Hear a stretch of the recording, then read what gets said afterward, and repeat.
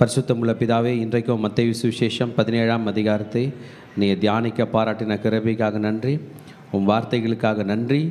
எங்கள் உள்ளத்தின் ஆழத்திலிருந்து உம்முடைய விலையேற பெற்ற இந்த பொக்கிஷங்களுக்காக, இந்த சொத்துக்களுக்காக நன்றி ஆண்டவரே.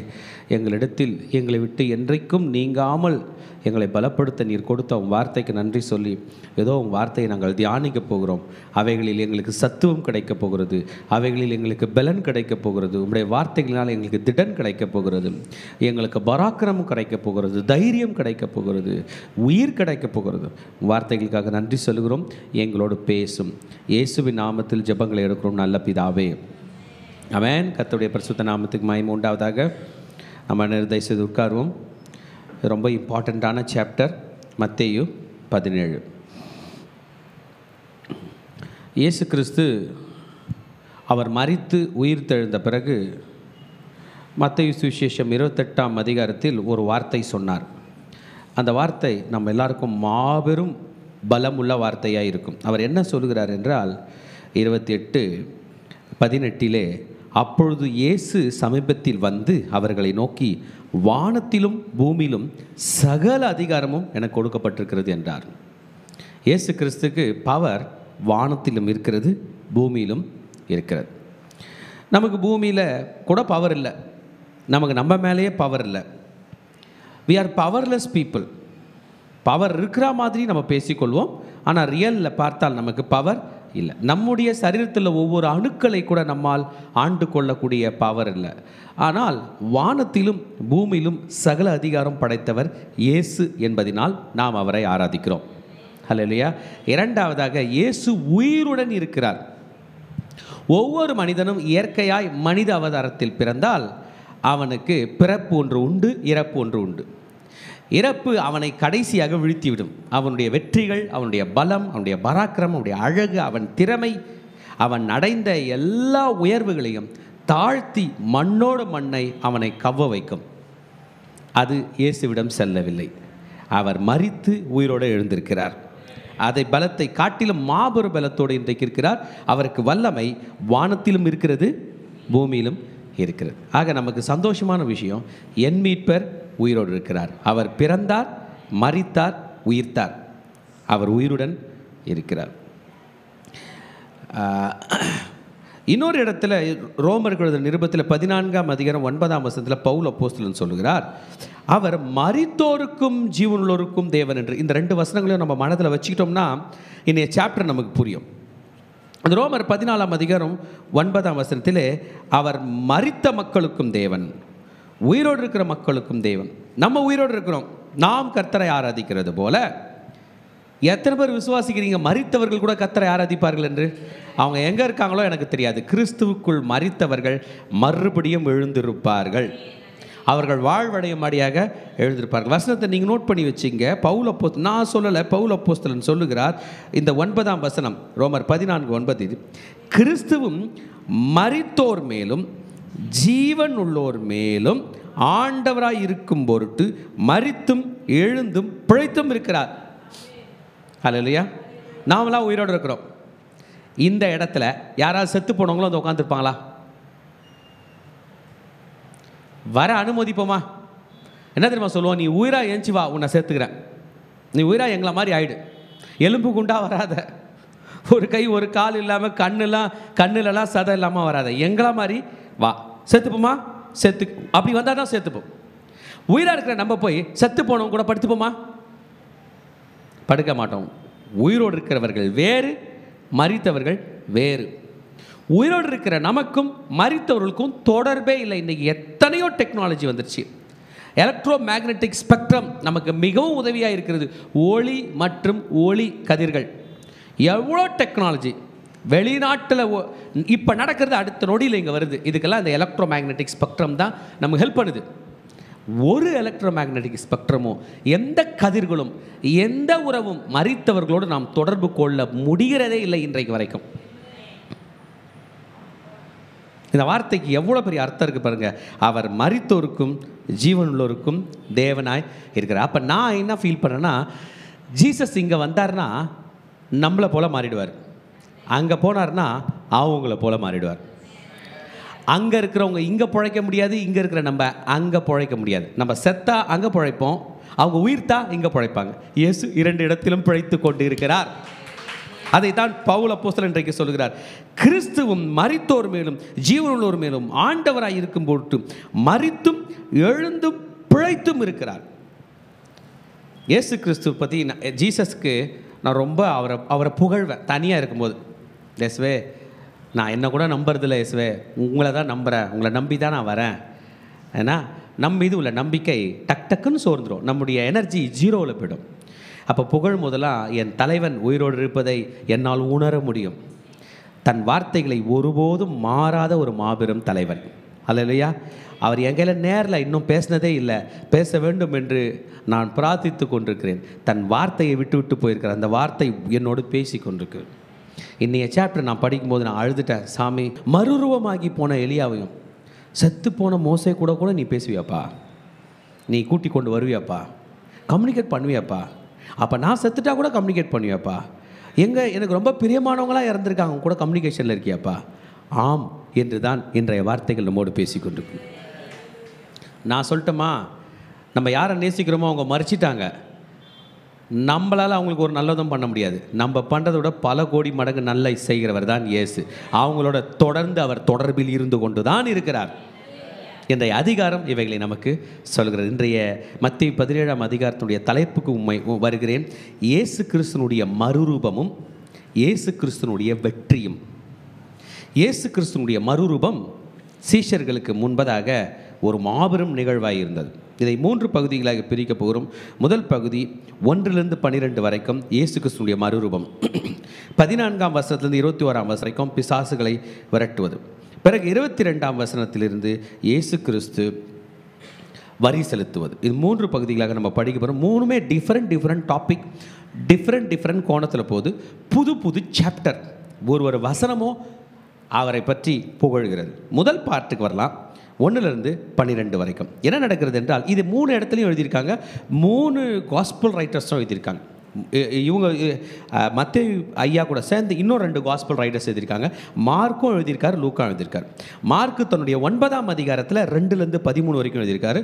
லூக்கா தன்னுடைய 9ஆம் அதிகாரத்தில் 28-36 வரைக்கும் எழுதி இருக்கிறார். நீங்கள் புரிஞ்சுக்கொள்ளணும், மத்தேயு எது எழுதினாலும் அது யூதர்களுக்கு ரிலேட்டடாக எழுதுவார். ஒரு ஜூ படித்தா அவங்க வாணியில் இருக்கும். ஓகே. மார்க்கு நம்மளை போல மக்களுக்காக எழுதுவார், நம்மளை போல சிம்பிள் பீப்புள், எளிய முறையில் ஈஸியாக. லூக்கா இன்டெலிஜென்ட்டாக எழுதுவார். ஒரு ஞானி படித்தா அந்த ஞானியே ரொம்ப தேடணும், அந்த அளவுக்கு எழுதின ஒரு மருத்துவர் தான் லூக்கா. 3 ரெக்கார்டும் வீட்டில் போய் நம்ம படித்து பார்த்துப்போம். ஆனால் இன்றைக்கி நம்மளுடைய மார்னிங் டிவிஷனில் மத்தேயுன்றதுனால மத்தேயுவை நம்ம டீப்பாக டைவ் பண்ணி ஆண்டவருடைய சத்துவத்தை எடுத்துக்கொண்டு வரப்போகிறோம். பாருங்கள், இந்த முதல் 1-12 வரைக்கும் டிரான்ஸ்ஃபிகுரேஷன், இயேசு கிறிஸ்து மறுரூபம் மாறுகிறார். அதில் நம்ம பார்த்தோம் என்றால் முதல் 2 வசனத்தில் அவர் சூஸ் பண்ணுறார் யாரை கூட்டிக் கொண்டு போகிறோம் என்று. 3 சீஷர்களை கூட்டிக் கொண்டு போகிறார். He did not invite everyone. சரி, ஆண்டவருடைய மகத்துவத்தை காண 12 பேரையும் ஆண்டவர் கூப்பிடல. he want to show closer supervision to these 3. நம்ம திருச்சபையில் எத்தனையோ பேர் இருக்கிறாங்க. நம்ம திருச்சபையில் அதிகப்படியாக 250 பேர் அட்டண்டன்ஸ் வந்துச்சு. இந்த வாரம் 170 அட்டண்டன்ஸ் வந்துச்சு. ஆனால் இன்றைக்கி கொஞ்சம் பேர் தான் உட்காந்துனுக்குறோம். ஏன் நம்ம கொஞ்சம் பேர் ஆண்டவர்களை ரொம்ப ஓட்டுறோன்னா, தம்முடைய மகிமையை அவரை காட்டும்படியாக நம்மை அழைத்திருக்கிறார். ஹல்லேலூயா. வீட்டில் இருக்க முடியலங்க, அந்த ராஜாவோட வசனத்தை தியானிக்கிற நேரத்தில் வீட்டில் இருக்க முடியல. ஐயோ, எங்கள் ராஜாவோட வசனத்தை அவர் காலில் அமர்ந்து நான் தியானிக்கவில்லை. அஃப்கோர்ஸ் டெக்னாலஜி இருக்குது, ஜூம் இருக்குது, நீங்கள் யூடியூப்லலாம் லைவ் பண்ணுறீங்க. ஆனால் அந்த ராஜாவோட இடம் இது, அவரோட ஆஃபீஸ். ஒவ்வொரு திருச்சபையும் அவருடைய ஆஃபீஸ். அவர் அந்த ஆஃபீஸ்க்கு விசிட் பண்ணுறாரு. நம்ம வரமோ இல்லையோ, அவர் வருகிறார் என்கிற மனம் எனக்கு இருக்கிறது. நீங்கள் எப்படி இன்றைக்கு இங்கே அவரை பார்க்க வந்திருக்கிறீர்களோ, நானும் அவரை பார்க்க வந்திருக்கிறேன். நாம் எல்லாரும் சேர்ந்து அவர் வார்த்தையை தியானித்து கொண்டிருக்கிறோம். ஒரு நாள் கட்டாயம் நம் கண்களுக்கு முன்பாக காட்சி அளிப்பார், நம்மை அரவணைப்பார். லூக்கா 8 நாளுக்கு பிறகுன்றாரு, மத்தேயு 6 நாளைக்கு பின்பு என்கிறார். அவங்களுடைய டேட் என்ட்ரியில் இவர் ஒரு பீரியடில் இருந்திருக்கு, அவர் ஒரு பீரியடில் இருந்திருக்கார். பார்த்தீங்கன்னா எங்கே கூட்டி கொண்டு போகிறாராம்? அவர்களை தனித்திருக்கும் போது உயர்ந்த மலையின் மேல். ஆராய்ச்சியாளர்கள் ஒன்றையும் விட மாட்டாங்க, எல்லாமே ஆழமாக பார்ப்பாங்க. அவங்க ஆராயறதுக்காக பார்ப்பாங்க, நம்ம அவருடைய அன்பை ஆராய்வதற்காக பார்க்குறோம். ஜீசஸ் கிரைஸ்ட் நமக்கு ஒரு லவ் லெட்டர் விட்டு போயிருக்காரு, அதான் இது. ஆமென். இயேசுவின் அன்பின் மடல் யாருக்காக எழுதப்பட்டது? எனக்காக எழுதப்பட்டது. உயர்ந்த மலை மேலே, இந்த உயர்ந்த மலைகளை பற்றி சொல்லுகிறார்கள். மவுண்ட் தாபோர்னு ஒன்று இருக்காம். அது 1900 அடி உயரம் உள்ளதான், 1900 ஃபீட் உயரமானது. ரைட். ஆனால் இந்த மலையாக இருக்காது. ஏன்னா இயேசு சிசரியா பிலிப்பிலிருந்து கப்பர்னவும் போகிற வழியில் அந்த மலை ஏறுறதுனால அது மவுண்ட் தாபோராக இருக்காதுன்னு ஞானிகள் சொல்லிட்டாங்க. அடுத்தது மவுண்ட் எர்மோன். அது ரொம்ப ரொம்ப ரொம்ப உயரம், 9300 அடி உயரம். அவ்வளோ மேலே போனால் டூ கோல்டு, அங்கே ஸ்னோஃபால். எர்மோன் மலையிலிருந்து தான் பனி வழிந்து வரும் என்று சொல்கிறார்கள். அவ்வளோ தூரம் அவங்க டிசன்ட் மேலே ஏறி இருப்பார்களா என்று நமக்கு தெரியவில்லை. அதுவும் ஒரு நைட்டு தங்க முடியாதுன்னு சொல்கிறாங்க, நமக்கு தெரில. மவுண்ட் எர்மோனானு. மவுண்ட் மீரோன்னு ஒன்று இருக்குது தான், அது 3900 அடி உயரத்தில் இருக்குது தான். யூதர்கள் வசிக்கிற பகுதியிலே உயர்ந்த மலை, மனிதர்கள் ஏறக்கூடிய விஷயமாய் மலையாக இருக்கிறது. இந்த மலையாக இருக்கும் என்று ஜனங்கள் சொல்கிறார்கள். ஏன்னா சிசரியா பிலிப்பிலேருந்து கப்பர்னவும் போகிற வழியில் இது இருக்கிறது. ஆக உயர்ந்த மலையின் மேலே இயேசு ஏறிக்கொண்டு போகிறார், தன்னுடைய சீஷர்களையும் கூட்டிக் கொண்டு போகிறார். சீஷர்கள் 3 பேர் போயிட்டாங்க, கூட போனது யார்? ஜீசஸ். மொத்தம் எத்தனை பேர் இருக்காங்க அங்கே? கணக்கு கரெக்டாக வச்சுங்க, 4 பேர் போயிட்டாங்க. இந்த 4 பேரில் லீடர் என்ன பண்ணுறாரோ, கூட இருக்கிறவங்க பொதுவாக அந்த ஸ்பீடுக்கு செய்ய மாட்டாங்க. லீடர் போனார்னா இந்த 3 லேட்டாக வரும், கிளம்பலாமான்னு பார்க்கும். அவர் பேசினார்னா இது தூங்கும், அவர் எதனா பண்ணார்னா ஹெல்ப் பண்ணாதுங்க. அப்படி தான் பொதுவாக இருப்பாங்க. லீடரோட ஸ்பீடில் 50% தொண்டர்கள் இருந்தாலே பெரிய விஷயம்னுவாங்க. அப்படியே ஸ்லோவாக இருக்கும், லெத்தார்ஜிக்காக இருக்கும், அவர் சொல்கிறது நடக்குமான்னு அது மாதிரி உட்காந்துருக்கும். இப்படி இருக்கும்போது திடீரென பார்த்தால், நம்ம ஏற்கனவே படிச்சிருக்கோம், கெத்செமனே தோட்டத்தில் நம்ம ஏற்கனவே படிச்சிருக்கும் போது கல்லெறியும் தூரத்தில் போய், இப்போ ஒரு கல் எவ்வளோ தூரம் எறியணும் அவ்வளோ தூரத்தில் போய் ஜீசஸ் ப்ரே பண்ணுகிறாரு. 3 பேர் தூங்கியிருந்தாங்க, இதே 3 பேர் தான். அவங்க லெத்தார்ஜிக்காக இருக்காங்க, கேஷுவலாக இருக்காங்க. மார்னிங் டிவோஷன் தானே, அவர் மெசேஜ் கொடுத்துப்பார், நம்ம கொஞ்சம் லைட்டாக தூங்கலான்றது போல் இருக்கும்போது திடீரென பார்த்தால் அங்கே பாரு அப்படின்னும்பொழுது அவர்களுக்கு முன்பதாக மறுரூபமான, ஹி டிரான்ஸ்ஃபிகர்டு. எப்படி இருந்தாருன்னு தெரில, அப்படியே மாறிட்டாரு. ஐயோ, சேஞ்ச் ஆகிட்டாரு, இயேசு சேஞ்ச் ஆகிட்டாரு. எப்படி சேஞ்ச் ஆகிட்டார்? நம்ம மூவிலாம் பார்த்துருப்போம், டக்குன்னு ஆள் என்ன பண்ணுவாங்க, மாறிடுவாங்க. நம்ம மேக்சிமம் மூவிலெல்லாம் பேய் படம் தான் பார்ப்போம்ல, டக்குன்னு ஒரு மாதிரி பாம்பு ஆகிடுவான் ஆள். பார்த்துருக்கீங்களா? ஆள் அப்படியே மாறிடுவான், அப்படியே இப்படி பண்ணால் மாறிடுவான், இப்படி பார்த்துருப்போம். இது வித்தியாசமான அனுபவம், இது தெய்வீகமான மறுரூபமாகுதல். ஹல்லேலூயா. பாருங்க, அவர்களுக்கு முன்பாக மறுரூபமானார். இதை மத்தேயு ரெக்கார்ட் பண்ணுறாரு. எப்படி மாறிருக்கு? அவர் முகம் சூரியனை போல பிரகாசித்தது.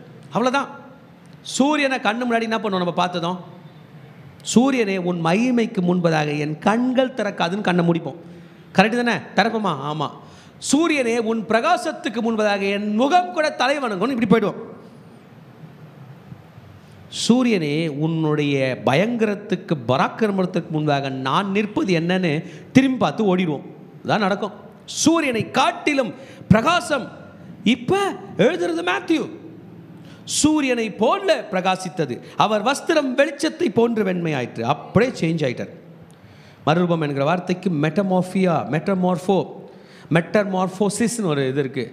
அந்த பட்டு பூச்சி எப்படி வண்ணத்து பூச்சியாய் மாறுது, அந்த தான் மெட்டமார்ஃபோசிஸ்னுவாங்க. ஒரு சின்ன மீனாக இருக்கிறது எப்படி ஒரு தவளையாய் மாறுது, ஃப்ராகாக மாறுது, அதெல்லாம் மெட்டமார்ஃபோசிஸ். ஒரு ரூபத்திலேருந்து வேறு ரூபத்துக்கு மாறுவது.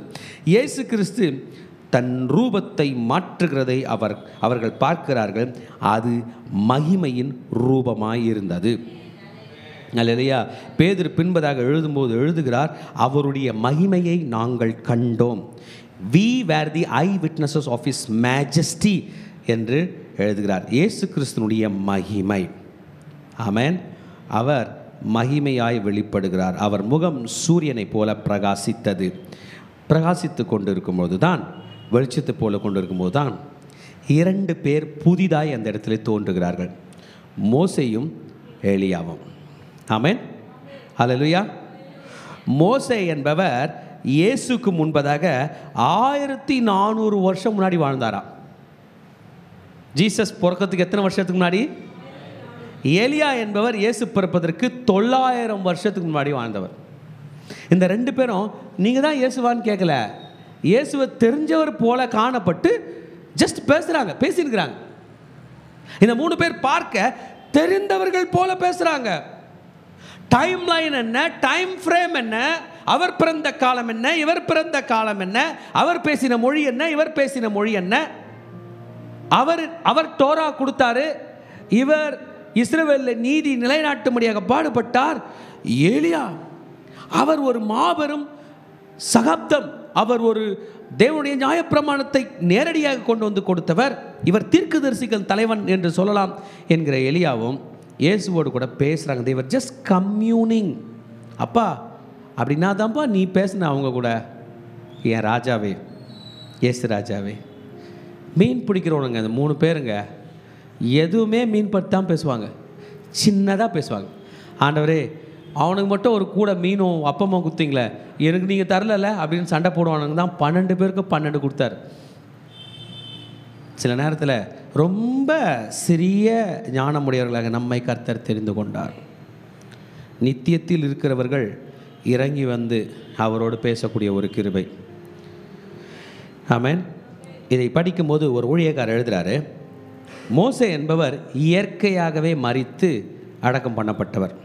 நம்ம அவரை பற்றி தெரிஞ்சுக்கணுன்னா நேபோ மலை மேலே என்ன, உபாகமத்தின் புஸ்தகம் கடைசி சாப்டரில் படிச்சிங்கன்னா நேபோ மலை மேலே பிஸ்காவின் கொடுமுடியில் நின்றுக்கிட்டு, கானானுக்குள்ளே வரல.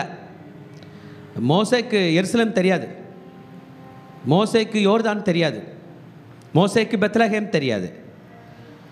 வெளியில இருந்தே யோர்தானுக்கு இக்கரையிலிருந்தே நேபோ மலை மேலே நின்று கானானை பார்க்கிறார்.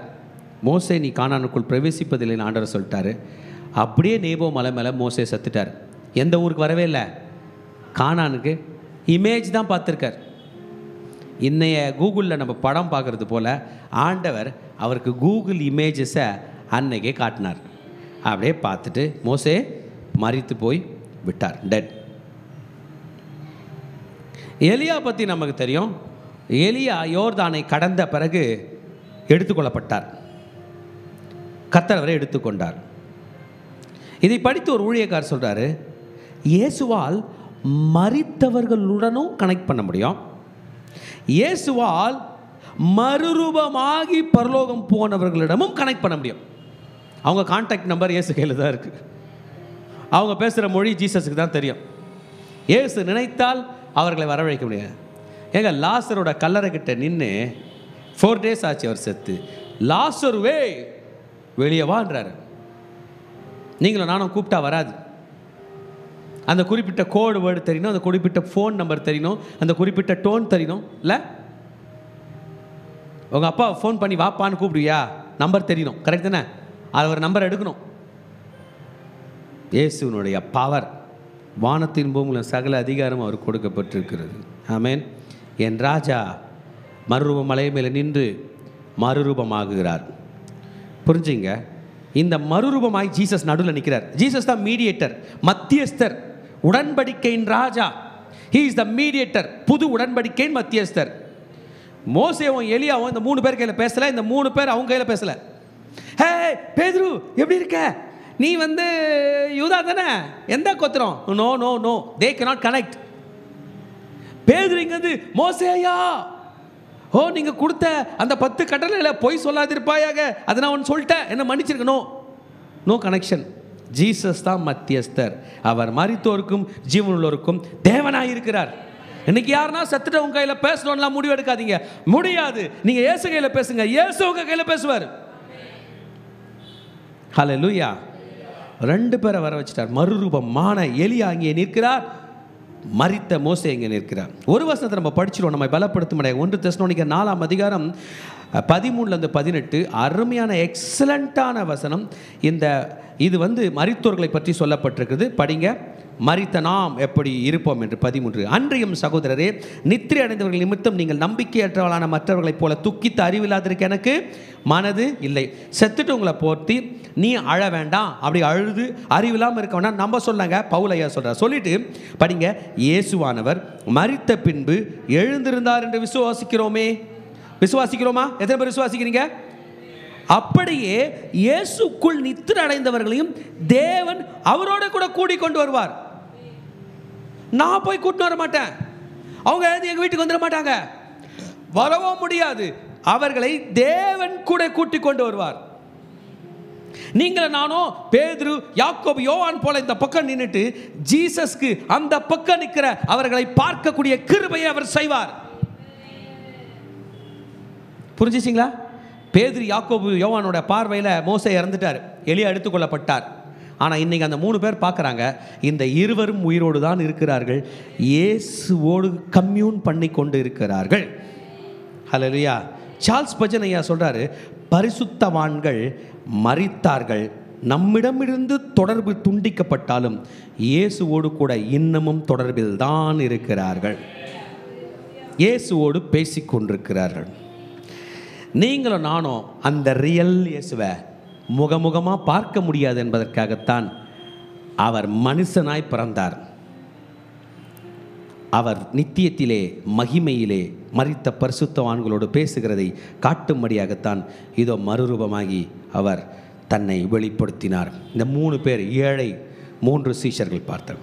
இந்த சீஷர்கள் ஏழைகள், பணம் இல்லாதவர்கள் என்றெல்லாம் சொல்வதை விட இயேசு கிறிஸ்துடைய சீஷர்கள் என்கிற பெயரில் எல்லா பவுண்டரியும் தாண்டி அவங்க தான் எக்ஸலண்ட் பீப்புள்னு நான் சொல்லுவேன். இந்த உலக ஞானம் தேவனுக்கு முன்பதாக பகையாக இருக்கிறது. உலக ஞானத்தை வெட்கப்படுத்தும்படி தேவன் பைத்தியங்களை தெரிந்து கொண்டார். இந்த 3 பேர் தான் பெரிய ஸ்காலர்ஸ். இவர்கள் தான் டாக்டரேட் பட்டம் கொடுக்கணும். உலகத்தில் பெரிய படிப்பு என்று ஒன்று இருக்கும் என்றால் அவர்களுக்கு தான் தர வேண்டும். நித்தியத்தை பற்றி தெரிந்தவர்கள். They could see. ஒரே ஒரு கம்யூனிகேஷன் போர்ட் இருக்குங்க, ஒரே கம்யூனிகேஷன் பண்ணக்கூடிய ஒரு வேவ் இருக்குங்க. அது என்ன சொல்றதுன்னு எனக்கு தெரியல. எலக்ட்ரோ மேக்னெட்டிக் ஸ்பெக்ட்ரம் இருக்குங்க. அது த்ரூ ஜீசஸ் மரித்தோருக்கும் ஜீவனுள்ளோருக்கும் அவர்தான் தேவன். ஹல்லேலூயா. எக்ஸலண்டா மத்தியஸ்தராய் நின்றார். இப்போ நம்ம ஸ்டைலில் பேதுரு கேட்கிறது அது சின்ன பிள்ளைதனமாக இருக்குது. இருந்தாலும் பரவாயில்ல, அவர் சின்ன பிள்ளைதனமாக இருந்தாலும் என்னை விட ரொம்ப சின்ன பிள்ளை ஒன்றும் கிடையாது. அவர் என்னை விட நல்லா யோசிச்சிருக்காரு. அவர் என்ன சொல்லுகிறார் என்றால், ஐயா இயேசு ராஜா, இவங்களுக்கு தெரிஞ்சது யார்? இயேசு தான். எலியாவை தெரியும், ஆனால் பேச முடியுன்றீங்க. ஐயோ எலியா. மோசேவை தெரியும், ஐயோ மோசே. பேசுறது யார்? எங்கள் தலைவர். அவங்களோட பேசுகிறார்கள். ஸ்டார்ட் பண்ணிட்டாங்க, கத்துறாங்க, இயேசுவே ஆண்டவரே, நாம் இங்கே இருக்கிறது நல்லது. உமக்கு சித்தமானால் இங்கே உமக்கு ஒரு கூடாரமும் மோசேக்கு ஒரு கூடாரமும் எலியாவுக்கு ஒரு கூடாரமாக 3 கூடாரங்களாக போடுவோம் என்றான். 3 வீடு கட்டிடலாம். எலியா அங்கே வந்துட்டோம், மோசே இங்கே வந்துட்டோம், நீங்கள் இங்கே இருங்க, வெளியில் டேபிள் போட்டு பேசுங்க, உங்களுக்கு மீன் பொரிச்சு கொடுக்குற வேலை வேணால் நான் பண்ணுறேன், இங்கே இருந்துடலாம். ஆமென். தான் சொல்வது என்னென்று தெரியாமல் இருக்கிறான். ஆனால் அவன் ஆசைப்பட்டது ஒன்றும் தப்பு இல்லை. ஆமாம். God tabernacled with us. தேவன் அவர்களோடே கூட இருப்பார், அவர்களோட தங்கி இருப்பார், அவருடைய வாசஸ்தலம் மனுஷர் மத்தியில் இருக்கும் என்று வெளிப்படுத்தின விசேஷம் சொல்லுது. ஹல்லேலூயா. யார் யார் வீடோ பார்க்குறோம்ல, இவர் வீடு இங்கே இருக்காமே, அவர் வீடு அங்கே இருக்காமே, இயேசு வீடு எங்கே இருக்குன்னு நம்ம பார்க்கக்கூடிய கிருபையை கூட ஆண்டவர் தருவார். ஹல்லேலூயா. இப்படி பேசும்போதே இந்த அவங்க ஒரு ஜீசஸ் இவங்க ஒரு 4 பேர் போனாங்க இயேசுவோடு சேர்த்து, அவங்க ஒரு 2 பேர், மொத்தம் 6 பேர் இருக்கிற அந்த இடத்துல 7ஆவதாய் ஒரு குரல் வருகிறது. இதோ ஒளி உள்ள ஒரு மேகம் அவர்கள் மேல் நிழலிட்டது. இவர் என்னுடைய நேசகுமாரன், இவரில் பிரியமாக இருக்கிறேன், இவருக்கு செவி கொடுங்கள் என்று அந்த மேகத்திலிருந்து ஒரு சத்தம் உண்டாய். Listen to him. இவருக்கு செவி கொடுங்கள், இவர் என்னுடைய நேசகுமாரன். எலியா, எலியாவின் தேவனே, எலியாவின் ஜபம் ஊக்கமுள்ள ஜபம்.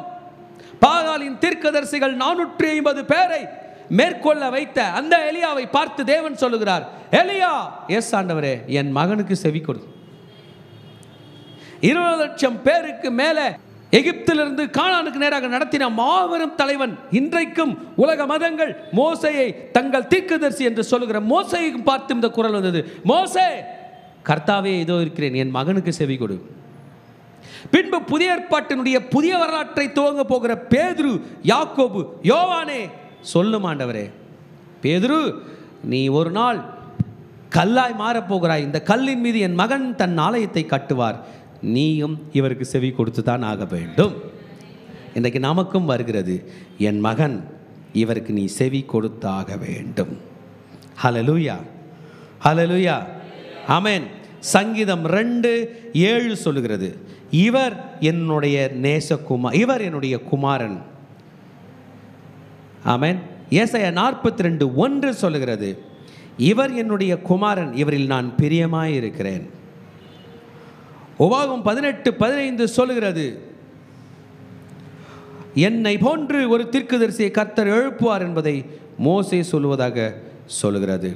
இன்றைக்கு கர்த்தரே சொல்லுகிறார், நம்ம எல்லாரையும் பார்த்து ஒரு வார்த்தையை சொல்லுகிறார், உங்கள் காதில் கையை வச்சுங்க, இவருக்கு செவி கொடுங்கள். Listen to him. இப்போ நம்ம ரொம்ப அலர்ட் ஆகிடணும். இனிமேல் நம்ம பேச்சுக்கு இடம் இல்லை. வரவங்க போகிறவங்க சொல்கிறதெல்லாம் கேட்பதற்காக நம் காது படைக்கப்படவில்லை, அவர் சொல்வதை கேட்கும்படியாகத்தான் நம்முடைய காது படைக்கப்பட்டு இருக்கிறது. திருச்சபையே, ஹியரிங் ஒரு உன்னதமான அனுபவம். காது கேட்காம அடைச்சிருக்கும்போது அதனுடைய அருமை உங்களுக்கு தெரியும். ஒரு உன்னதமான அனுபவம். காதில் உள்ள 2 இயர் ட்ரம்முக்கும் ஒரு பேலன்ஸ் இருக்குது. பேலன்ஸே பாதிக்கப்படும் காது சரியான லெவலில் இல்லைன்னா. நிறைய விஷயங்களுக்கு இது ஒரு பயங்கர இம்பார்ட்டண்ட்டான ஸ்டடி. இயேசு தேவன் சொல்லுகிறார், இவருக்கு செவி கொடுங்கள். Listen to him. You have to listen to him. இவருக்கு செவி கொடுங்கள். இவரில் நான் பிரியமாய் இருக்கிறேன், இவரில் நான் பிரியமாய் இருக்கிறேன், இவருக்கு நீங்கள் செவி கொடுங்கள். You have to listen to my son. உன்னுடைய காது படைக்கப்பட்டதே என் மகனுக்கு செவி சாய்க்கும்படியாகத்தான் என்ற பிதாவாகிய தேவன் சொல்லுகிறார். என்னைக்கு நான் கூட என் காதில் வச்சுட்டு சொல்ல போகிறேன், ஆண்டவரே, உன் மகன் வார்த்தைக்கு நான் செவி சாய்ப்பேன், மகன் வார்த்தைக்கு நான் செவி சாய்ப்பேன். அவ்வளோதான், முடிஞ்சு. இவனுடைய கேள்விக்கு பதிலே இல்லை. இந்த வார்த்தை கேட்டபோது சீஷர்கள் முகம் குப்புற விழுந்து மிகவும் பயந்தார்கள். அந்த 2 பேரில் எலியாவும் மோசேவும் விழுந்தார்கள் இல்லை, மனிதர்கள் தான் விழுந்தார்கள். கர்த்தருடைய சத்தத்துக்கு முன்பதாக முகம் குப்புகிற விழுகிறவர்கள் தான் நாம். என் ஆண்டவருடைய வார்த்தை வந்த பிறகு விழுறன்ல, இன்றைக்கே வந்துருச்சு, நான் முகம் குப்புற விழப்போகிறோம். The disciples reacted to the holy fear. They fell on their faces. முகம் குப்புற இப்படி விழுகிறது, முகத்தை கொண்டு போய் தரையில் வைத்துக் கொள்வது என்றால் முழுமையாய் சமர்ப்பிக்கிறது, முழுமையாய் அர்ப்பணிப்பது, அந்த வார்த்தைக்கு கீழ்ப்படிவது. What is the message that we receive from the Mount of Transfiguration? We need to submit ourselves totally. God has revealed His Son in a surprising way. இந்த 3 பேர் எதிர்பார்க்கல மேலே போனதும் இயேசு மறுரூபம் ஆவார் என்பது எழுதி வச்சுட்டாங்க. இயேசு மறுரூபமானார். ஆமென். மவுண்ட் ஆஃப் டிரான்ஸ்ஃபிகரேஷனில் இயேசுக்கு முன்பதாக அவர்கள் முகம் குப்புற விழுகிறார்கள். சாதாரண ஆயிடுச்சு. இப்போ கீழே விழுந்தாங்க பாருங்கள், கண்ணை திறக்க ரெடியால் திடீர்னு பார்த்தா யாரோ தட்டுறார். யாருன்னு பார்த்தா இயேசு நார்மலாகிட்டார். வாங்க போகலாம் என்று சொல்லுகிறார். நீங்கள் கண்ணு மூடும் போதெல்லாம் ஒருத்தரை தான் உங்கள் லைஃப்பில் தேடணும். எஸ் சாமி, நீ எங்கே இருக்க? என் கனவுலையும் நீ வா, என் நினைவுலையும் வா, என் நிஜத்துலையும் நீ வா, என் கண்ணு முன்னாடியும் நீ வா. நான் தூங்கிட்டேன்னா கூட என்னை தட்டி எழுப்ப நீ வா. நான் பயந்தாலும் என் கையை பிடிக்க நீ வா சாமி, என் ராஜாவே. ஆமென். பயந்து போனவர்களை பார்த்து எழுந்திருங்கள், பயப்படாதேங்கள் என்றார். வண்டர்ஃபுல்லான வேர்டுங்க. பயப்படாதே என்கிற வார்த்தை சாதாரண ஆளுங்கள்லாம் சொல்ல மாட்டாங்க. உலகத்தில் இன்றைக்கி மாபெரும் பிஸ்னஸாக போய் கொண்டிருக்கிறது, ஜனங்களை பயமுறுத்தி காசு எடுப்பது. இதை எதிர்த்து நீ பயப்படாதே என்று சொல்லுகிற ஒரு சத்தம் கேட்கிறது என்றால் அது இயேசுவின் சத்தம். பயந்து போ, பயந்து போ, பயந்து போ என்று உலகத்தின் குரல் நமக்கு முன்பாக வந்து கொண்டிருக்கும் போது நீ பயப்படாதே என்று சொல்லுகிற குரல் இன்றைக்கு நம் காதிலே கேட்கட்டும். அது இயேசுவின் குரல். அவங்க கண்ணை திறந்து பார்க்குறாங்க. நம்மளாக தான் என்ன பண்ணுவோம், அப்படியே பார்ப்போம், எங்கே எங்கே எங்கே எங்கே எங்கே எங்கே மோசே எங்கே மோசே எங்கே மோசே எங்கே, ஒருத்தரையும் காணும். எலியாங்க எலியாங்க எலியாங்க, எந்த பக்கம் இறங்கிட்டாரு, இந்த பக்கம் தானே படி. அப்படி வந்து அப்படி போயிட்டாரு. காத்தா போயிட்டாரு. கண்ணில் பார்த்தது அற்புத காட்சியாச்சு. எஸ், நம் தேவன் அற்புதர், நம் தேவன் அதிசயர். நேச்சுரலுக்கு நடுவில் சூப்பர் நேச்சுரல் காரியங்களை செய்கிறவர் தான் நம் தேவன். We are the people are waiting for supernatural things to happen. சாதாரண காரியங்களை எதிர்பார்த்து கொண்டிருக்கிறவர்கள் நாம் அல்ல, அற்புதங்களை எதிர்பார்க்கிறவர்கள் நாம். ஹல்லேலூயா. அப்ப அவங்க தங்களை ஏறெடுத்து பார்த்து இயேசுவை தவிர வேறொரும் காணாமல் திரும்பி வரும்போது இயேசு அவர்களை பார்த்து கேட்கிறார் இந்த கேள்விக்காரங்க, இந்த விஷயத்தை யார் கையிலும் என்ன பண்ணிடாதீங்க, சொல்லிடாதீங்க. Don't tell to any one. நல்ல வேலை அந்த 3 பேர் சொல்லாமல் விட்டுருந்தாங்கன்னா நமக்கு தெரிஞ்சிருக்காது. சொல்லிட்டாங்க. இதுதான் மனிதர்கள். ஐயா, டைம் வரும்போது சொல்லுங்கன்னு சொல்லாதீங்கன்னாரு. இந்த 3 பேர் வந்து மத்தேயுக்கிட்ட சொல்லாமல் எங்கேருந்து மத்தேயுக்கு தெரிஞ்சிருக்கோம். இந்த 3 பேரில் ஒருத்தர் மார்க்குக்கு சொல்லாமல் எப்படி மார்க்குக்கு தெரிஞ்சிருக்கோம். இந்த 3 பேர் ஊருக்கே சொல்லாமல் எப்படி ஊர்கிட்ட கேட்டு லூக்கா எழுதியிருப்பார். லூக்கா பல பேருக்கு இன்வெஸ்டிகேஷன் பண்ணி எல்லாருக்கெல்லாம் இன்டர்வியூ எடுத்து பெரிய ரிப்போர்ட்டை வெளிப்படுத்திட்டார். Statistical data வெளிப்படுத்திட்டார். 1-2 சாட்சியில் எத்தனை சாட்சியோ அத்தனை பேரையும் விசிட் பண்ணார். ஏன்னா ரோமரில் உள்ள ஒரு ஹையர் அஃபிஷியலுக்கு லெட்டர் எழுதுறாரு. எக்ஸலன்ஸை எழுதிட்டார். Amen. Tell this vision to no one. யார் கையிலையும் சொல்லாத, நான் உயிரோடு எழுந்திருக்கும் வரை. அந்த வேர்டு தான் நீங்கள் புரிஞ்சுக்கணும். மரித்தோரில் எழுந்திருக்கும் வரை இந்த தரிசனத்தை யாரிடத்திலும் சொல்ல வேண்டாம். அப்போ ஒரு டைம் ஃப்ரேம் ஃபிக்ஸ் பண்ணாரு. இப்போ அவங்க ஒரு கேள்வி கேட்குறாங்க பாருங்க. இப்போ வேதப்பராகர்கள் வந்து எந்த புக்கிலேருந்து படிச்சிருப்பாங்கன்னா, மல்கியாவின் தீர்க்கதரிசனம் புஸ்தகம் படிச்சிருப்பாங்க. படிச்சுட்டு என் தூதனை உனக்கு முன்பாக அனுப்புகிறேன்னு யோவான் ஸ்நானகனை பற்றி. ஆனால் மல்கியா 4ஆம் அதிகாரம் 5ஆம் வசனம் எடுத்துப்போமே, அதில் என்ன சொல்லப்பட்டிருக்கு? 4ஆம் அதிகாரம் 5ஆம் வசனம். இப்போ வேதப்பராகர் யார்? பைபிள் படிக்கிறவங்க, பைபிள் படித்து சொல்கிறவங்கள விட விஷயம் தெரிஞ்சவங்க அப்படி சொல்லலாம். படித்து தெரிஞ்சுக்கிட்டாங்களோ கேட்டு தெரிஞ்சுக்கிட்டாங்களோ அவங்க தான் வேதப்பராகர். தெளிவாக படிப்பாங்க. They are the scribes. அவங்க எழுதி படிக்கிறவங்க, விஷயம் தெரிஞ்சவங்க. சும்மா மேலோட்டமாக படிச்சுட்டு போகிறவங்கள அவங்க சொல்லிட்டாங்க. மேசியாக்கு முன்னாடி யார் வருவார்? எலியா வருவார். இந்த பரிசேயர்னு ஒரு டீம் இருக்காங்க பாருங்க, அவங்க அப்படியே ஐதீகமாக பின்பற்றுறவங்க. யாருன்னா சொன்னதையே கேட்டுனுக்குறோம். அவங்களுக்கு படிப்பறிவு கிடையாது. சதுசேயர் இருக்கிறாங்க, அவங்களும் படிக்க தெரிஞ்சவங்க. சின்ன விஷயம் கிடைச்சாலும் போட்டு சாதிச்சுன்னு கிடப்பாங்க. அதனால தான் அவங்க பேர் சதிசேயர். சாதிப்பாங்க. அவங்க சொல்லிட்டாங்க உயிர் தேர்தலே இல்லைன்னு சாதிச்சிட்டாங்க, தேவதூதர்கள் இல்லைன்னு சாதிச்சிட்டாங்க. இதில் அந்த பரிசேயர் எவ்வளோ மேலே தாத்தா பாட்டி சொன்னதெல்லாம் கேட்டு நிறைய கதை விட்டுச்சு. அந்த கடையில் ஒன்று தான் குர்பான்ன்ற காணிக்கைன்னு ஜீசஸே சொல்கிறார். அம்மா அப்பாவுக்கு ஒன்றும் பண்ணலன்னா கூட பரவாயில்ல, குர்பான் ஒரு காணிக்கை கொடுத்துட்டு வந்துரு அப்படின்லாம் சொல்லி கதை விட்டவங்க. ஆனால் இந்த வேதப்பராகர் வந்து பைபிளை தெளிவாக படித்து அறகுறை தெரிஞ்சவங்க, நம்மளோட நல்லா தெரிஞ்சவங்க. ஆனால் ஜீசஸோட யாருங்க தெரிஞ்சவங்க? அவங்க சொல்கிறாங்க எலியா வர வேண்டும் என்று சொல்லியிருக்குது அப்படின்னும் போது ஜீசஸ் கிளியராக நமக்கு பதில் சொல்கிறார். எலியா வந்தாயிற்று. யார் இந்த எலியாவாக இருக்கும்னு நீங்கள் நினைக்கிறீங்க? யோவான் ஸ்நானகன். இதெல்லாம் நம்ம படிச்சுட்டு வந்தோம் ஸ்டார்டிங்லேருந்து. மனம் திரும்புதலுக்கு என்ற ஞானஸ்தானம் யோவான் ஸ்நானகன் கொடுத்தார். எருசலேமில் இருந்து எல்லாரும் வேதப்பராகர், பரிசேயர், சதுசேயர், ஆயக்காரர், சேவகர்கள் எல்லாரும் போய் ஞானஸ்தானம் அறிந்ததை நமக்கு தெரியும். அவருடைய மெசேஜ் என்ன தெரியுமா? மனம் திரும்புங்கள், பரலோக ராஜ்யம் சமீபமாக இருக்கிறது. ஆமென். அவருடைய உணவு என்ன தெரியுமா? வெட்டுக்கிளியும் காட்டுத்தேனும். அவருடைய ட்ரெஸ் என்ன தெரியுமா? ஒட்டக தோலுடை. எலியாவோட ட்ரெஸ்ஸுனா அதே தான், கேமல்ஸ் ஹேர். ரெண்டுமே ஒரே ட்ரெஸ்ஸு, ஒரே ஸ்பிரிட்டு. எலியாவை யாரும் பார்க்க முடியாது, ஓடிடுவார். காட்டிலே வசித்து வந்தார். இதே ஆவியுடைய யோவான் ஸ்நானகன் வந்து ஆயிற்று. ஜீசஸ் தெளிவுபடுத்திட்டார். இயேசு கிறிஸ்து வருவதற்கு முன்பு வழியை ஆயத்தம் பண்ண எலியா வந்தாயிற்று. ஆமென். இந்த எலியா திரும்பவும் மறுரூப மலை மேலே வருகிறார். ஜீசஸ் கையில் பேசுகிறார். ஆமென். இயேசு கிறிஸ்துனுடைய மரணத்தை குறித்தும், இயேசு கிறிஸ்துனுடைய ராஜ்யத்தை குறித்தும், இனி என்ன நடக்கப் போகிறது என்பதை குறித்தும் அன்றைக்கு ஸ்டாண்டிங் கான்ஃபரன்ஸ் நின்று கொண்டு நம் தலைவர்கள் போட்டது, அதில் உலக தலைவன் இயேசு ராஜா போட்டது தான் நடக்கும். அதுதான் நம் வாழ்க்கையில் பலிக்கும். யார் எங்கு என்ன பேசினாலும் அந்த வார்த்தைகளை காட்டிலும் என் ராஜா பேசின வார்த்தைகள் உத்தமமானது. ஹல்லேலூயா, ஹல்லேலூயா. இந்த டாக் முடிஞ்சிச்சிங்க. கீழே வராங்க, ரியாலிட்டிக்கு வராரு ஜீசஸ். நம்மளாம் ஒரு மூவி பார்த்துட்டு வந்த மாதிரி வெளியே வரும், பார்த்தா ரியலாக இருக்கும் வெளியில்.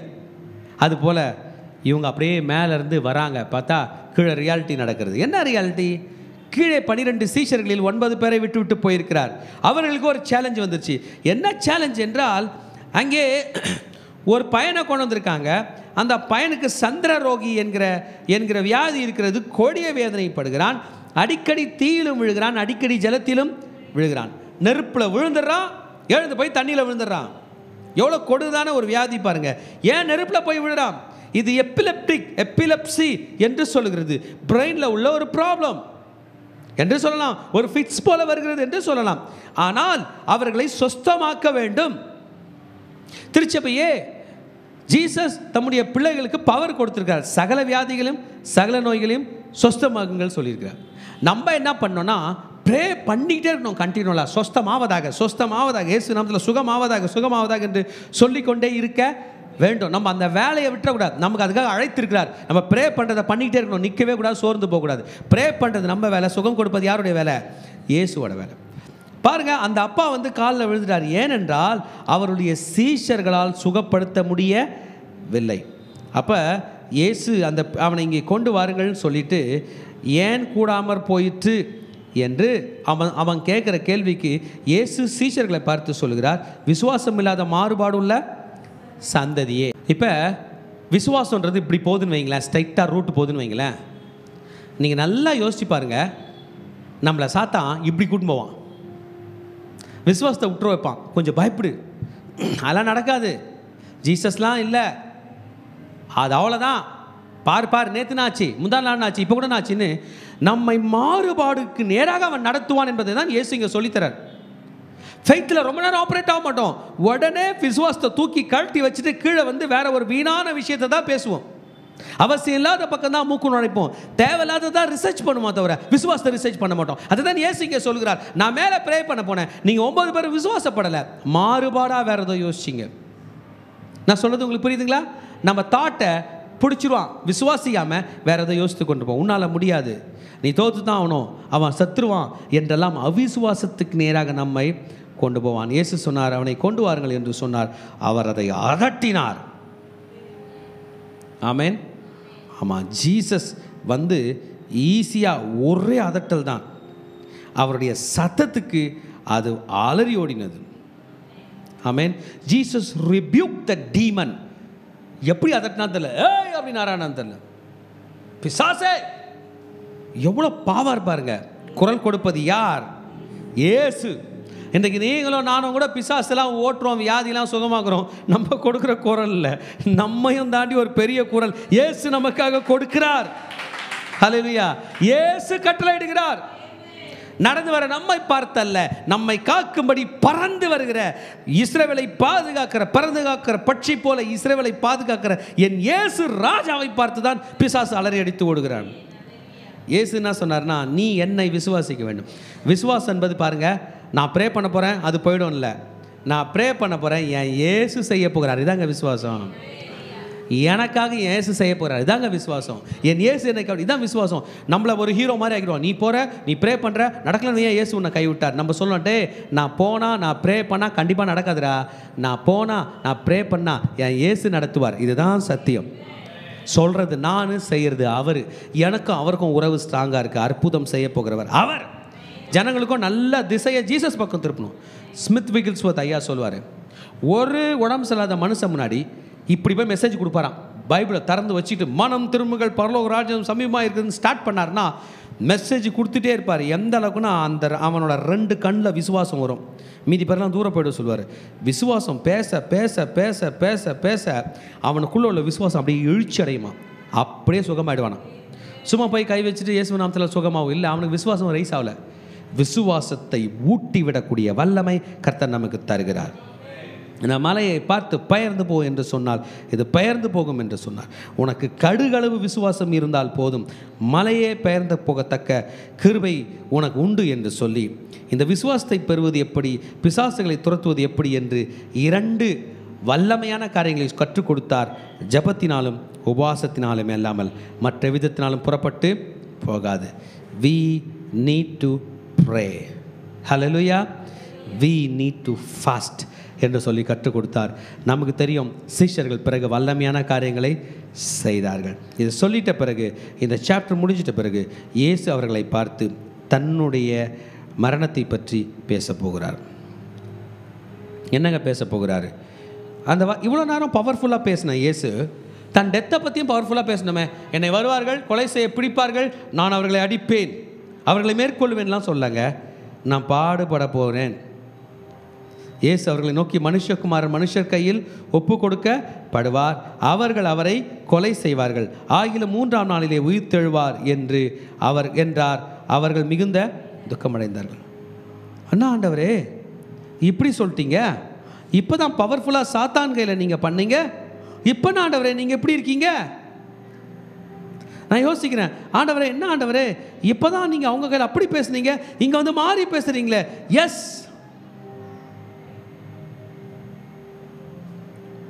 கர்த்தர் அற்புதமான காரியங்களை செய்கிற இயேசு அவர் பாடுபட வேண்டியதாக இருக்கிறது. பாருங்க, காலையில் ஒரு ஊழியக்காரோட வார்த்தை படிச்சுட்டு இருந்தேன். அதில் சொல்லப்பட்டிருக்குது, we need to challenge the violence and work for peace. ஆண்டவரே அவங்க வயலண்ட்டாக இருக்காங்க, நானும் வயலண்ட் ஆகிடுறேன் அப்படின்னு நம்ம குதிச்சிடுறோம். violence is put against you to challenge. You need to challenge the violence but still work for peace. வயலண்ட்டால் தான் அடக்கணும், முள்ளால் தான் எடுக்கணும்னுவாங்க. இல்லை, ஜீசஸ் முள் இல்லாமலே எடுத்தார். அதான் இயேசு. இப்போதான் சாத்தான் மீது அதிகாரம் படைத்தவர், மறுரூபமானவர், என் ராஜா இன்றைக்கு சொல்லுகிறார், மனுஷகுமாரன் அவர்கள் கையில் ஒப்பு கொடுக்கப்படுவார். He is going to challenge the violence and he is going to work for peace. இயேசு சிலுவையில் மரித்த மரணம் வயலன்ஸை எதிர்த்தார், சமாதானத்துக்காக தன் ஜீவனையே கொடுத்தார். He suffered against violence. He suffered for my peace. அந்த சூழ்ச்சிக்கு, அந்த வயலன்ஸுக்கு, அந்த எதிர்ப்புக்கு, அந்த கெட்டவர்களுக்கு விரோதமாக தன் ஜீவனை கொடுத்தார், எதிர்த்தார். எப்படி எதிர்த்தார்? அவர் மாதிரி எதிர்க்க முடியாது. வயலன்ஸை மேற்கொண்டார். 3ஆம் நாளிலே அவர் உயிர்த்தெழுந்தார் சமாதானத்துக்காக. ஹல்லேலூயா. கொலை செய்வார்கள், வயலன்ஸ் மேற்கொள்ளும், ஆனால் 3ஆம் நாளிலே உயிர்த்தெழுவார். நம் இயேசு வயலன்ஸை ஜெயிப்பார். சொல்லுங்க, நம் இயேசு அராஜகத்தை ஜெயிப்பார். நம் இயேசு சண்டை சச்சரவை ஜெயிப்பார். ஆமென் சொல்லுங்க. நம் இயேசு சாத்தானுடைய சதிகளை ஜெயிப்பார். கடைசி பாட்டு நமக்கெல்லாம் தெரியும். இயேசு கிறிஸ்து விடம் வரி வசூலிப்பதை பற்றி சொல்லுவார்கள். எக்ஸலண்ட்டான ஆலோசனை கொடுத்திருப்பார். ராயனுடையதை ராயனுடையதும், தேவனுடையதை தேவனுக்கும் கொடு என்று சொல்லி பேதுருவை அனுப்பி மீன் பிடிக்கும்படி செய்து அந்த மீனில் உள்ள வெள்ளிப்பணத்தை வரி செலுத்தினார். தேவனுடைய பிள்ளைகள், நாம் வரி பணம் செலுத்தினா தான் கவர்மெண்ட்டு கையில் காசு இருக்கும். வரி பணத்தை செலுத்தலைன்னா அவங்க கையில் காசு இருக்காது.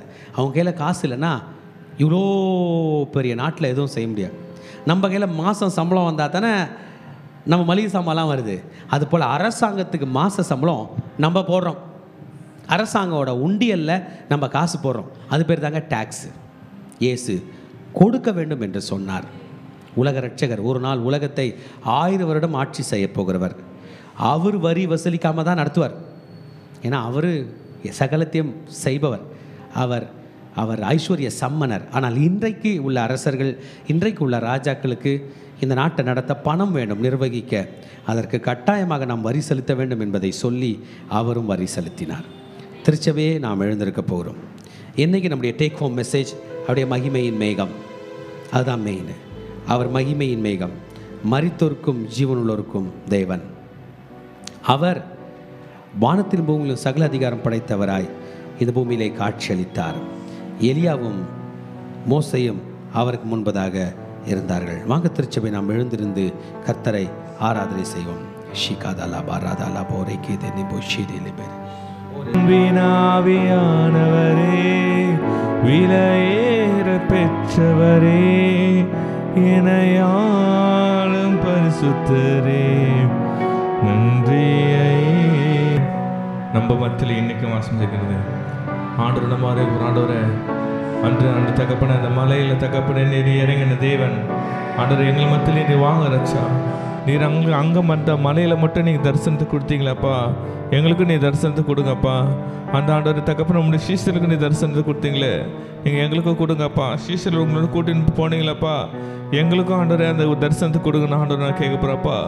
எங்களுக்கும் தரிசனத்தை காமிங்கப்பா ஆண்டவரே, எங்களுக்கும் நீ தரிசனத்தை தாங்கப்பா.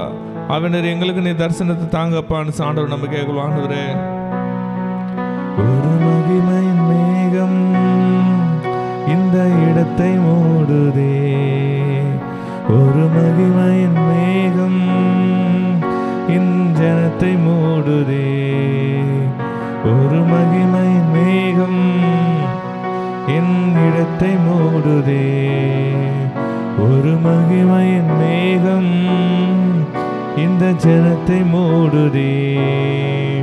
விலகாத மேகம் நீரும் செல்லும் மேகம் நீ, விலகாத மேகம் நீரும் செல்லும் மேகம் நீ.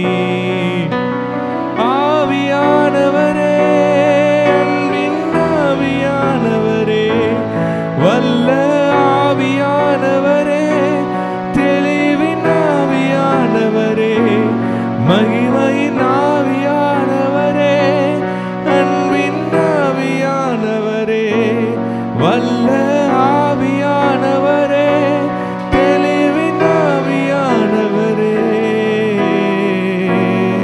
சொல்லமாப்பா. ஒரு மகிமையின் மேகம் இந்த இடத்தை மூடுதே அப்பா, ஒரு மகிமையின் மேகம் என் ஜனத்தை மூடுதப்பா, ஒரு மகிமையின் மேகம் இந்த இடத்தை மூடுதே, ஒரு மகிமையின் மேகம் என் ஜனத்தை மூடுதே.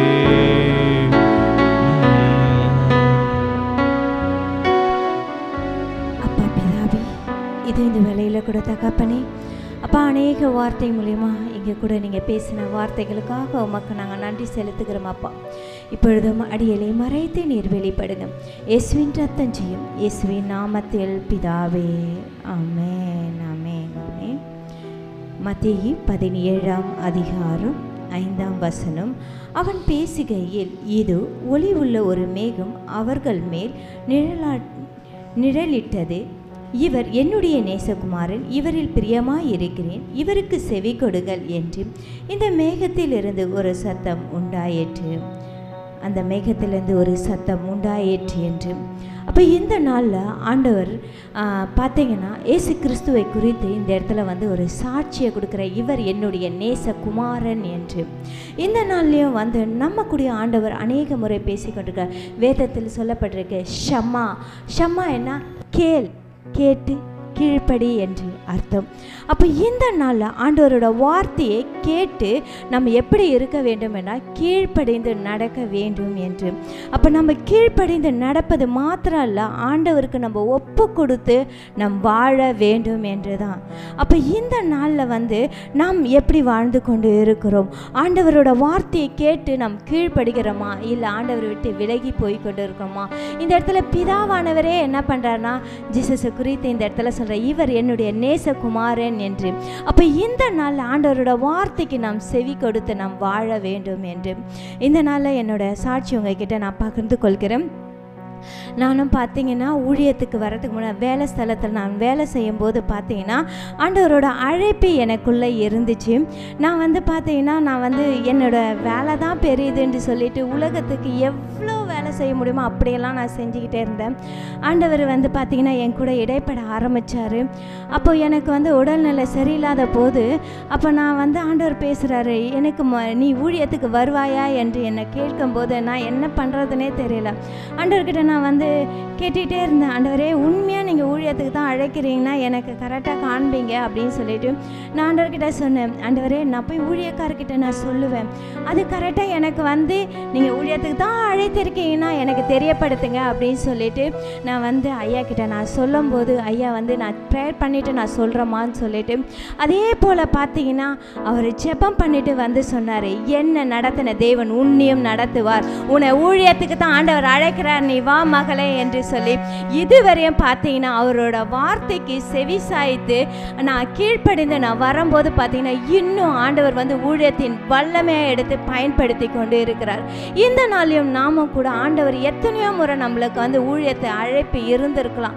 ஊழியக்காரர் மூலயமா நம்ம கிட்ட ஆண்டவர் பேசிக்கொண்டே இருப்பார், நான் இந்த ஊழியத்தை ஆண்டவர் உங்களுக்கு கொடுக்குறாரு நீங்கள் செய்யுங்கன்னு சொல்லிட்டு. ஆனால் நம்ம எத்தனையோ முறை ஆண்டவரோட வார்த்தைக்கும் ஊழியக்காரோட வார்த்தைக்கும் செவி கொடுக்காம நம்ம போயிருக்கலாம். ஆனால் இந்த நாளில் பார்த்தீங்கன்னா இந்த கீழே அந்த வசனம் போடப்பட்டிருக்கு, அவர்கள் முகம் குப்புற வந்து என்ன பண்ணாங்க, வணங்கினாங்கன்னு சொல்லிட்டு. இந்த நாளையும் ஆண்டவருக்கு நம்ம ஒரு தீர்க்க தரிசன செய்யலாம். நம்ம அப்படியே முகம் குப்புற விழுந்து ஆண்டவரே என்ன உங்ககிட்ட ஒப்பு கொடுக்குறப்பா, நம்ம இருந்த இடத்துல நம்ம முகம் குப்புற விழுந்து ஆண்டவரே எத்தனையோ முறை ஊழியத்தின் பாதையில் எங்களை நீங்கள் அழைத்திருக்கிறீங்க, ஆனால் நாங்கள் செவி கொடுக்காமல் நாங்கள் போயிருக்கிறோம்ப்பா. இந்த நாளில் நாங்கள் உம்மிடத்தில் முகம் குப்புற விழுந்து அப்பா நாங்கள் உமக்கு சப்மிட் பண்ணுறோம்ப்பா, எங்களை முழுமையாக உம்மிடத்தில் ஒப்பு கொடுக்குறோம்ப்பா. நின்று கொண்டவர்களுக்கு கூட நம்ம முகம் குப்புற விழுந்து அவருக்கு சப்மிட் பண்ணலாமா, நம்ம ஒப்பு கொடுக்கலாமா? எத்தனையோ முறை ஊழியக்கார் சொல்லும் போது கூட நான் கேட்காம அந்த ஊழியத்தை நான் செய்யாமல் நான் போயிட்டேனே அப்பா, என்ன ஒரு விஷயம் மன்னிங்கன்னு சொல்லி நம்ம ஆண்டவர்கிட்ட கேட்கலாமா? மன்னிங்கப்பா.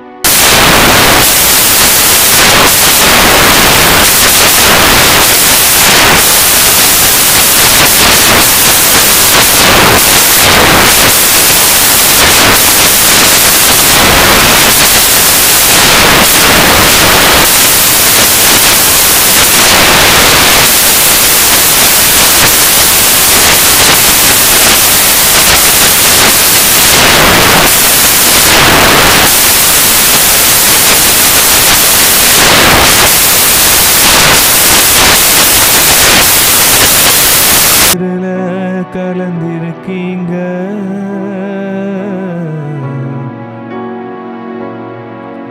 என் பேச்சில என் மூச்சில என் சொல்லுல என் செயலில கலந்திருக்கீங்க.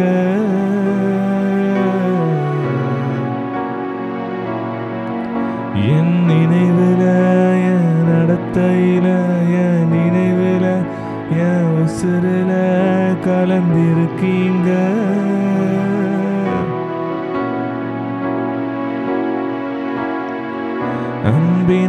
அன்பினாவியானவரே விலையேற பெற்றவரே இணையாளும் பரிசுத்தரே நன்றி ஐயா. அன்பினாவியானவரே விலையேற பெற்றவரே இணையாளும் பரிசுத்தரே நன்றி ஐயா. இப்பொழுது நீங்களை தாழ்த்தி ஒப்பு கொடுக்கிறோம் அப்பா. அப்பா எங்களை ஊழியத்தின் பாதையில் அழைத்து உங்க கனமான ஊழியத்தை செய்யாத படிக்க எங்க சுயமா எத்தனையோ முறை நாங்கள் சென்று இருக்கிறோம்ப்பா. எங்களை ஒரு விசை நீங்க மன்னிங்கப்பா. உங்களுடைய வார்த்தைக்கு நாங்க செவி சாய்க்கிறோம் தகப்பனே. இப்ப நாங்க செவி சாய்க்கிறோம் அப்பா. உங்களுடைய வார்த்தைக்கு செவி சாய்த்து நாங்க கீழ்ப்படிந்து இனி நாங்க நடக்கக்கூடிய அந்த கிருபையை எங்க ஒவ்வொருவருக்கும் நீங்க தாங்கப்பா. எங்க சுயம் எங்களுக்கு வேண்டாம்ப்பா. பரிசுத்த ஆவியானவரே நீங்க எங்களை ஆளுகை செய்யுங்கப்பா. ஷம்மா கேள் என்று சொன்னீரே, கேட்டு கீழ்ப்படி என்று சொன்னீரேப்பா. அப்படியாக நாங்க அப்பா உங்களோட வார்த்தைக்கு கேட்டு நாங்க கீழ்ப்படியக்கூடிய அந்த கிருபையை எங்க ஒவ்வொருவருக்கும் நீர் கொடுத்தமைக்காக உமக்கு நாங்க நன்றி செலுத்துகிறோம் அப்பா. பரிசுத்த ஆவியானவரை நீங்க எங்களை ஆளுகை செய்யுங்க அப்பா. நீங்க எங்களை ஆளுகை செய்யுங்க. உங்க ரத்த கோட்டைகளை எங்க ஒவ்வொருவரும் நீங்க மூடி மறைத்து கொள்ளுங்க. ஆவியானவர் எங்களை எடுத்து வல்லமையா பயன்படுத்துங்க. இயேசுவின் ரத்தம் செய்யும் இயேசுவின் நாமத்தில் பிதாவே. ஆமென், ஆமென், ஆமென், ஆமென், ஆமென். மத்தேயு 17ஆம் அதிகாரம் 1ஆம் வசனம் இப்படியா சொல்லுகிறது. 6 நாளுக்கு பின்பு இயேசு பேதுருவையும் யாக்கோபையும் அவருடைய சகோதரனாகிய யோவானையும் கூட்டிக் கொண்டு தனித்திருக்கும்படி உயர்ந்த மலையின் மேல் போய். ஆமென். இயேசுடைய சீஷர்கள் 12 பேர் இருக்காங்க. ஆனால் தேவன் விசேஷமாக 3 பேரை தான் தெரிந்து கொண்டு அந்த மலையில் போய் தனித்திருக்கும்படி ஜெபம் பண்ணும்படி கொண்டு போகிறார். அந்த தனித்திருக்கும் ஆண்டவர் கொண்டு போனார். ஆனால் அந்த கொண்டு போன 3 பேரும் கர்த்தர் வல்லமையாக பயன்படுத்தினார். ஆமென். அந்த யோவான் பார்த்தீங்கன்னா வெளிப்படுத்தின விசேஷத்தில் எவ்வளோ ஒரு பெரிய ஒரு தீர்க்கதரிசனத்தை அவர் எழுதினார். யாக்கோபு ஒரு பெரிய அந்த நிருபத்தை எழுதினார். பேதுரு பார்த்தீங்கன்னா இப்போ அந்த எருசலேம் அப்போஸ்தல சபைகளுக்கு அவர் தலைவரை ஆண்டவர் நியமித்தார். அந்த கல்லிமேல் சபையை கட்டினார். ஆமென். இன்றைக்கி ஆண்டவர் உங்களை நம்மளையும் அழைக்கிறார். எதற்கென்றால் அவரோடு தனித்திருக்கும் ஜெபிக்கும்படி. ஆமென். எதற்காக? நம் தேசத்தின் எழுப்புதலுக்காக, எதற்காக? இன்னும் ஆத்ம ரட்சிப்புக்காக ஆண்டவர் நம்மளை எல்லாம் அழைக்கிறார். மகனே என்னோடு கூட சேர்ந்து ஜெபிங்கள் என்று. ஆமென். நம்முடைய தாய் சபை மலேசியாவில் பேரியோ என்ற ஒரு எழுப்புதலுக்காக ஜெபித்து கொண்டு இருக்கிறாங்க. வாலிபர்கள்லாம் எழுந்து ஜெபித்து கொண்டு இருக்காங்க. சபையார் எழுந்து ஜெபித்து கொண்டு இருக்க. எதற்காக தாங்களா?